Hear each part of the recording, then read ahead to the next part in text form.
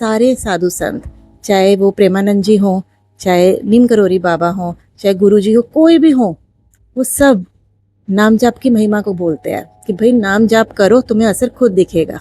तो इसकी ना मैं आपको एक थ्योरी बताती हूँ जो मुझे समझ आई कि हमारे जो सूक्ष्म शरीर होता है उसी के अंदर सारे के सारे हमारे संस्कार होते हैं, हमारी विचार होते हैं, हमारी जो धारणाएं होती है वो उसी सूक्ष्म शरीर के अंदर होती है। और अगर हमारे सूक्ष्म शरीर में कोई चीज़ बैठ गई तो वो हमारा संस्कार बन जाती है। और सूक्ष्म शरीर हमारा सबकॉन्शियस माइंड है, और सबकॉन्शियस माइंड की वायरिंग कैसे तोड़ी जाती है। तो एक ही चीज़ को जब आप बार बार करते रहेंगे तो वही आपके सूक्ष्म शरीर में यानी आपके सबकॉन्शियस माइंड में ना बस जाती है। इसीलिए ना नाम जाप का बोला जाता है कि आप बार बार उसे दोहराते रहिए।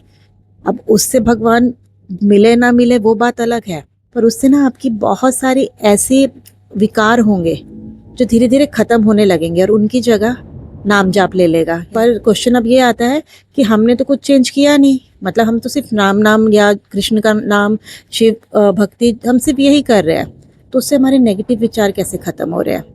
जब आप नाम जाप कर रहे होते हैं ना, आपका दिमाग पूरी तरह से उसी में ही होता है। अब जब वो उसी में पूरी तरह से बिजी है तो नेगेटिविटी कहाँ से लेके आएगा। उसके पास टाइम नहीं होगा कि वो इधर का सोचे, उधर का सोचे, किसी के बारे में गलत सोचे, अपने बारे में गलत सोचे। तो वो पूरी वक्त उस नाम जाप में बिजी होगा।